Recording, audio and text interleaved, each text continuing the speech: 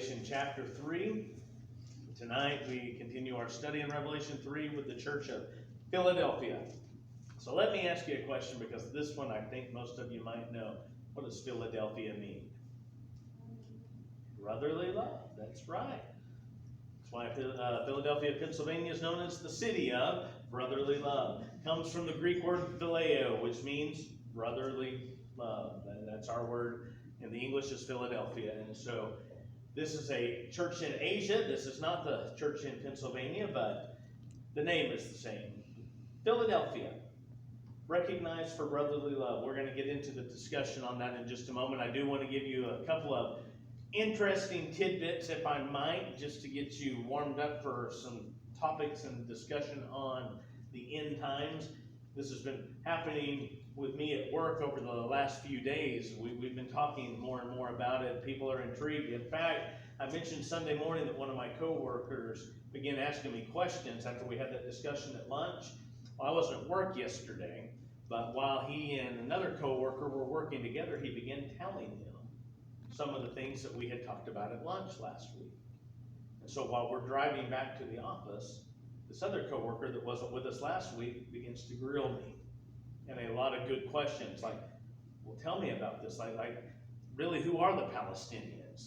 And what is this all about? And so I'm able to just start pouring. I said, man, I honestly cannot tell you how to turn a computer on and off when it comes to my job. I do a lot of technology, but I don't know how it works. But I can tell you about the end times, brother. And so I just began just popping everything. And he's like, and you got some stuff on this? I said, do I have some stuff on this? Yes, I got stuff on this. I said, I'm actually working on a pamphlet right now. I'm in the process of getting it put together and sent off for printing that will really talk about what to do in these last 7 years. And so he says, I want a copy of that. I said, you shall have one. I will make sure you get one before it even goes to the print shop. And so it's exciting to me because people are interested, because things are occurring right now. A couple of things happened this past week to give you some illustration of what Jesus meant. Jesus said that in the end times that there would be a very large increase of lawlessness. I believe the word is what? Lawlessness will abound. And I'll give you something to chew on. As you've been watching all these riots and stuff, what have we been trying to defund around the nation? The police, who enforce the law. So if you defund the police who enforce the law, what is that going to give you? Lawlessness. Here's another portion. My home state of Oklahoma, just this past week, had a case go into the United States Supreme Court. There was a man in the eastern part of the state that had been tried and convicted in Oklahoma's state laws for a very heinous crime. And his lawyers began to argue that the case should never have happened, that territory in Oklahoma, which is outside the city of Tulsa, by the way, which is one of the largest cities in our area of Oklahoma, should have actually been tried under Indian jurisdiction, because under the old establishment, when Oklahoma became a state, certain areas were reserved for the Native Americans. Well, this case makes it all the way to the Supreme Court, and the Supreme Court ruled last week that the eastern half, get this, the eastern half of Oklahoma is Native American territory, meaning that this guy's case was dismissed, and it's a heinous crime. And now he's free on the Supreme Court technicality of this. This is a new kind of lawlessness. Because now the question is, who can try him? Who can convict him? Well, the federal government is the only group that can do this because it's Native American land. Only the feds are going to get involved. But the feds are too busy trying to impeach a president and trying to do this to this party and too much to this party and too much over here. And you think they care about what happens in little old Oklahoma? Of course not. It's lawlessness. Meanwhile, while we're watching all of this and trying to figure out what celebrity currently has COVID-19 and what celebrity doesn't, the leader of the Palestinians called for a negotiation with Israel this week. Uh-oh. Don't know that? Folks, it's happening. It's happening. Palestine, Israel, United States, Russia, the European Union, and the United Nations will all come together, and they are going to introduce a peace treaty. I don't know that it's going to happen in the month of July. Benjamin Netanyahu would love to see it happen in the month of July, but it's going to happen. It is coming. I am convinced it's going to happen this year. And if I'm wrong, then it's going to happen next year. But we're in it. And if it does, church, we're in the last 7 years. That's just plain and simple reality. And so I want to get this study of the end times into you. This isn't just a study on Revelation. It's a study on the end times. Because when I finish next week on these 7 churches, I'm actually going to take us back to Matthew 24 to the Jesus Olivet Discourse of what he talks about at the end times. And then we're going to go shopping Daniel for a little while and spend some time getting that, because you cannot really grasp Revelation until you begin to grasp what Daniel saw so many years before that. So we're going to spend a lot of time over the next several months digging deep into this topic. Why? Don't you think you ought to know what's going to happen if you're going to be part of it? Don't you think you ought to know what's going to happen if it's happening right around you? You need to know these things. So tonight I want to get to these churches tonight and next week as we finish this part, because really the story of Revelation 1, 2, and 3 has nothing to do with the end time. This was just a message from Jesus for these churches that were there to prepare for things that were already happening under Roman rule. But there are so many things that we can glean from them to help us endure during our end time as it approaches. So tonight, we're going to read Revelation chapter 3. We're going to start in verse 7. Jesus said, "And to the angel of the church in Philadelphia write, the words of the Holy One, the true one, who has the key of David, who opens and no one will shut, and who shuts and no one opens." Verse 8. "I know your works. Behold, I have set before you an open door, which no one is able to shut. I know that you have but little power, and yet you have kept my word, and have not denied my name. Behold, I will make those of the synagogue of Satan, who say that they are Jews and are not, but lie. Behold, I will make them come and bow down before your feet, and they will learn that I have loved you, because you have kept my word about patient endurance. I will keep you from the hour of trial that is coming on the whole world, to try those who dwell on the earth. I am coming soon. Hold fast what you have, so that no one may seize your crown. The one who conquers, I will make him a pillar in the temple of my God. Never shall he go out of it. And I will write on him the name of my God, and the name of the city of my God, the new Jerusalem, which comes down from my God out of heaven, and my own new name. He who has an ear, let him hear what the Spirit says to the churches." Boy, there's a lot in that. Jesus introduces himself as the Holy One, the true one. We talked about his truth on Sunday. He said in John 14:6, "I am the way, the truth, and the life." He told the Lord in his prayer in John 17:17 that the disciples needed to be sanctified by the truth, and that the Word was truth. We know that he is the Word. The Word became flesh and dwelt among us, is what John 1:14 tells us. So the Holy One, the true one, who has the key of David. So let me ask you a question. Who was David? Well, this is not hard. Don't try to dig too deep. Who was David? The King of Israel. The King of Israel. Look out of the mouth of babes. I love it. The King of Israel. And Jesus said, "Of your line it shall never end." So Jesus has said to the one who has the key, what's the key? The key to the kingdom. The key of David, of David's kingdom. I'm the one that holds it. This is what he told the disciples. "I have all power and authority. It's been given to me." That's in Matthew 28, verse 18. He says, "I'm the one that opens that no one will shut. I'm the one who shuts and no one opens." And so we understand that Jesus has this great power.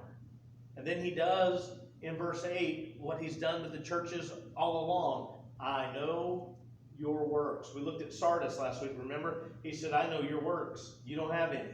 You're a dead church." But to Philadelphia, it's just the opposite extreme. Where Sardis had no works, Philadelphia is abounding in works. They are a thriving live church. They're just dealing with a lot of persecution. And he says, I know your works.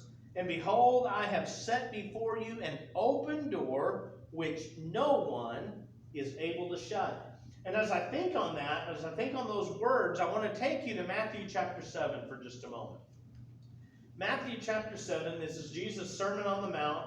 He's reaching the conclusion of this, but he's giving some encouragement for us on what we need to do in life when we're dealing with uncertainties, when we're dealing with struggles, when we're dealing with things that may or may not make sense. How do we cope with things? How many of you over the last few months have asked yourself, how in the world are we going to cope from all of this? Well, come on, that's a reality. We've all been doing it. We're all going through things. We're all dealing with certain things in life. It may be jobs, it may be family, it may be health, it may be this, whatever it is, you know that you're dealing with certain things and you're asking, how can I cope with it? Well, look at what Jesus said in Matthew chapter 7, verse 7. Ask, and it will be given to you. Seek, and you will find. Knock, and it will be open to you. For everyone who asks receives, and the one who seeks finds, and to the one who knocks it will be opened. So what does he say? When I open something, no one can shut it. He goes on to say, I know that you have but little power. He says, I know that you're a small church stuck in a big world of persecution. Does that sound familiar? I know that you're a small church.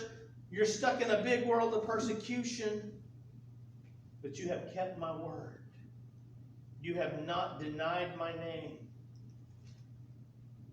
And as I begin to think on these things, I begin to read more about what he's saying. I want to go ahead and reread verse 9. He says, behold, I will make those of the synagogue of Satan. We talked about that a few churches ago, that synagogue of Satan, this is a bunch of people claiming to be Jews, but they're not even following Jewish law. They're preaching a whole lot of evil. They're preaching idolatry and adultery. They're preaching all of this immorality. And he says they're nothing but lies from the devil. They're of the synagogue of Satan. They lie. He says, behold, I will make them come and bow down before your feet. They will learn that I have loved you. You remember the religious leaders when Jesus was riding the donkey into Jerusalem on the triumphant entry? The religious leaders were watching as people were laying their coats and palm branches on the road, and they were screaming out, Hosanna, blessed is he who comes in the name of the Lord. And it made the Pharisees mad. And they said, you need to quiet these people down. And Jesus said, I tell you the truth. If these people stop praising me, then the rocks will begin. This is really what Philadelphia is dealing with. He says, you're trying to be shut up by a bunch of people in this world that don't want to hear it, but you've not let your praise go silent. You've kept the faith. You've honored my name. You've not denied who I am. And I want to think on that for a moment. We're going to go back and look at that. He says, I know that you have a little power. Wouldn't you like to see a little power in our church movements today? I tell you, I don't even want to see a lot of power. I'd like to just see a little power for once in our churches. Sometimes it seems like we've gotten so complacent. We talked about this Sunday a little bit. We get so complacent that we expect we'll come in, we'll sing some songs, we'll hear a message, we'll critique the message, and we'll go home and we'll eat lunch, or we'll go to the restaurant and we'll eat lunch, or we'll do whatever. But we've done like our good deed for the week. And we wonder why things aren't happening in churches anymore. When you go and you look at Acts that the Lord was adding to the church daily, those that were being saved, and we're wondering why we can't add to the churches yearly, those that are being saved. We know something is obviously wrong. I would argue we have no power. We need a little power. I've been talking about that. That's our whole theme for Sunday mornings, is the topic of power. And we'll get into that, but I want to show you something that happened with the Apostle Paul. Let me encourage you to know that the Apostle Paul, under the gift of the Holy Spirit, had a lot of power. The Bible tells us in the book of Acts, thank you, even though I was about to choke, didn't you? In the book of Acts, we're told that handkerchiefs were being sent to Paul, and that as long as he touched a handkerchief, that if those handkerchiefs ended up touching somebody who had a disease, an illness, or whatever, they would be healed from just the cloth that Paul had touched. That's powerful in and of itself. I have laid hands on people and prayed and haven't seen instant results. Paul is touching handkerchiefs and sending them back, and people are getting healed. Church, that's power, don't you think? And Paul, in the midst of all of this, is having a struggle. And in 2 Corinthians chapter 12, he says, lest I boast in myself and all my own actions, there was sent to me an attack of the enemy, basically. He said that I was under an attack, a messenger of Satan. The word messenger is angelos. It means angel or messenger. So when I read that, I instantly read that a demon of Satan, that he was being provoked by the enemy, began to attack. And he said, I pleaded with the Lord 3 times to take this away from me. And I want you to look at what God said in 2 Corinthians chapter 12 and verse 9. He said, but he said to me, my grace is sufficient for you, for my power is made in weakness. Therefore I will boast all the more gladly of my weaknesses, so that the power of Christ may rest upon me. Paul says, I have no power on my own. I'm like Philadelphia. I've got little power. My power is found in my weakness. And in my weakness, Christ is made strong. And so this is what Jesus said. I know that you have little power, but you have kept my word. You have not denied my name. Talking about this group of the church of Satan, the synagogue of Satan. They've been persecuted. This church is being ridiculed. They've been stepped on by the surroundings. So I take you to this word from Jesus out of Matthew chapter 5. He said, blessed are those who are persecuted for righteousness' sake, for theirs is the kingdom of heaven. Theirs is the kingdom of heaven. And so we begin to think on, what can Jesus teach us in this? Well, I'm going to tell you something. I told you a little bit Sunday morning. I believe with all my heart it's coming. The church is about to face some serious persecution. When a world is forming together in unification to join and all forces lead to the same place. How many of you know that if we begin to preach Jesus is the only way, we're suddenly in the minority? And if we're in the minority, we're going to be persecuted. We're going to be ridiculed. We're going to be mocked. We're going to be persecuted. It's going to feel like tribulation. And Jesus said, because of that, you're blessed. Because you're being persecuted for my name's sake. And yours is the kingdom of heaven. So he says, you've kept my word. You have not denied my name. He goes on in verse 9, I will make those of the synagogue of Satan that say they are Jews, but are not. They lie. They think they're doing something good. They think they're doing. I've been reading Romans in my morning Bible study, and Paul writes this in one of the chapters. He said, should we sin all the more because grace abounds? God forbid. You're not supposed to sin more because of grace. Grace is giving you an option to understand because of God's grace, you don't need to be sinning anymore. And so while this church is saying it's okay to live in immorality, it's okay to do this, it's okay to do that, as long as you call yourself a believer, you're covered. Jesus said this is a lie from Satan. And I would take that into consideration when I think of what Jesus said in Matthew chapter 7. Look at your screen on verse 21. Not everyone who says to me, Lord, Lord, will enter the kingdom of heaven, but the one who does the will of my Father who is in heaven. On that day, many will say to me, Lord, Lord, did we not prophesy in your name and cast out demons in your name and do many mighty works in your name? And then will I declare to them, I never knew you. Depart from me, you workers of lawlessness. Excuse me. Church, can I ask you a question? When you say, Lord, Lord, would you not think you're doing something righteous? When you say, Lord, Lord, would you not think you're doing something good? And yet Jesus says, depart from me, you who do lawlessness. You look at our nation today. I don't know how many people in this nation are born again believers. I know that over 50% of this nation call themselves Christian. I don't know how accurate that is. I know 50% call themselves that. But I don't know how accurate that is. Because so many people that go by the title Christian are participating in modern day lawlessness. You hear me? And when we're participating in modern day lawlessness, doesn't that bring that verse to life? Not everyone who says to me, Lord, Lord, will enter the kingdom of heaven. I can't tell you how my heart is breaking when I think about people standing before God on Judgment Day and able to utter these words. But Lord, I went to this church, or Lord, I was baptized into this church. Church, can I be blunt with you for a minute? I don't care what church you were baptized in. Were you baptized in Jesus? Because there is a difference.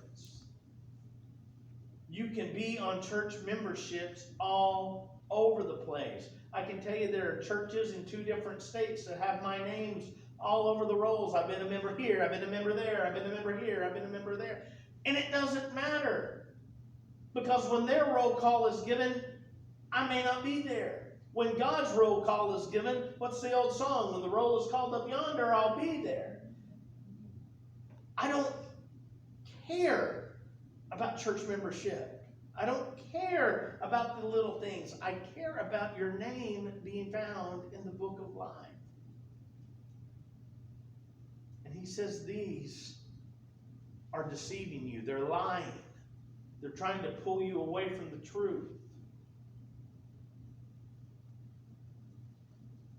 He says in verse 10, because you have kept my word about patient endurance throughout this persecution, I will keep you from the hour of trial that is coming on the whole world. He's not telling the church, I'm keeping you out of the great tribulation. He's saying, I'm going to give you protection in life.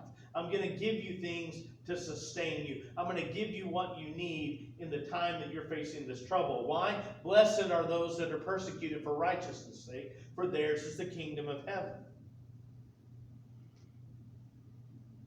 He goes on to say, I am coming soon. Now I want you to understand that this was written nearly 2,000 years ago. Soon for Jesus is not necessarily soon for us. Peter tells us that a day is like 1,000 years to the Lord. So think about this. In Jesus' mind, he's only been gone a couple of days. He says, I'm coming soon. For us, 2,000 years is quite a long time. Generations have come and gone. But he does tell us in Matthew 24 that by no means when these signs begin to open up about the end of the age will this generation pass away. So we're here. We are the generation, church. We're going to see this. I am coming soon. We're going to see this coming. So here's his words of encouragement, verse 11. Hold fast to what you have. Get this. So that no one may seize your crown. What do you mean? Well, isn't that what the object of the enemy is all about? Is to steal. Let me show you something. Jesus' words in John chapter 10. The thief, that's Satan, comes only to steal and kill and destroy. I came that they may have life and have it abundantly. Hold fast to what you have so that no one may seize it from you. Hold fast to your crown. What is the crown? Paul writes, and there is laid up for me a crown of, let's see if you can guess this. A crown of? Righteousness is one. There's another one. Life. Crown of life. There is laid up for me the crown of life. Jesus said, I've come to give you life, and life more abundant. Hold fast to that crown of life, that no one may seize it, because the enemy's coming. He's trying. He's going to do everything in his power to make you stumble, to make you slip, to make you falter, to make you give in when the going gets tough. How do I know? It's what Peter wrote in 1 Peter chapter 5. Be sober-minded. Be watchful. Your adversary, the devil, prowls around like a roaring lion, seeking someone to devour. Church, it's happening all over the place. Hold fast to your crown. Hold fast to your life. We've heard an old statement. I've heard it all of my life. When the going gets tough, the tough get going. We're not told to get going. We're told to stay fast. We're told to stand firm. We're told in Ephesians 6 to put on the whole armor of God, so that when the fighter or the enemy comes with the fiery darts, that we may be able to withstand, that we may be able to stand against. Not get going, not run away, to stand. And this is what the church of Philadelphia was doing in the midst of all of their problems. They said, we choose to stand. We choose to stand. When the world comes against me, I'm not going to go down, and I'm not going to run away. I stand. When they tell me, you can't preach that anymore, I'm going to quote the Acts of the Apostles and say, I must obey God over man. I'm going to stand. We sing it constantly in our song services. Standing on the promises of God my Savior. You don't stand on the promises if you run away. You don't stand on the promises if you fall away. You stand on the promises by clinging to the rock. This is what Jesus ended the Sermon on the Mount with. I didn't put this in these notes, but I'll give it to you. It's Matthew chapter 7. It's at the very end of the chapter. He says that those who hear my words and do them or obey them are like a man who built his house on a rock. And then when the storms came and beat against it, it stayed firm because it had a solid foundation. But he who hears my words and doesn't do anything with them, or doesn't listen to them, or doesn't obey them, doesn't put them to practical use, they're like the fool who built his house on the sand that had no foundation. So when the waves came and the winds blew, the house fell and the crash was great. Church, can I just tell you, you don't want your walls to come crumbling down. We've seen what happens. You need evidence of it. Go read the book of Joshua. Watch what happened to Jericho when they said, you'll never get through these borders. All it took was not an act of an army. It took a blow of a trumpet and a shout from the Israeli army, and the walls crumbled. Walls can't keep back your God. God is the strong one. God is the powerful one. God is the mighty one. And when you're dealing with struggles, when you're dealing with persecution, when you're dealing with trials, when you're dealing with problems in life, and you just seem overwhelmed, take heart and stand firm, because your God is able to deliver you. Isn't that a great promise? To the one who conquers, I will make him a pillar in the temple of my God. Never shall he go out of it. And I will write on him the name of my God and the name of the city of my God, the new Jerusalem, which comes down from my God out of heaven, and my own new name. You will be a child of the King. You will be able to sing the old hymn that you know by heart with a whole new meaning. Now I belong to Jesus. Jesus belongs to me. What a wonderful, wonderful thing. Lord, we thank you for your word. We thank you, God, for the opportunity to be challenged, to be encouraged, to be motivated to know that even in persecution, you're with us. You desire to give us life abundant. So, Lord, help us to be watchful and mindful of the enemy as he comes against us. We know not what form he'll take, what way he will come. But God, I know that if we're full of the Spirit of God inside us, we'll recognize the enemy for who he is. So, Lord, make us strong, make us bold, and help us to stand firm when we're being persecuted. And we give you praise and honor tonight in Jesus' name. Amen.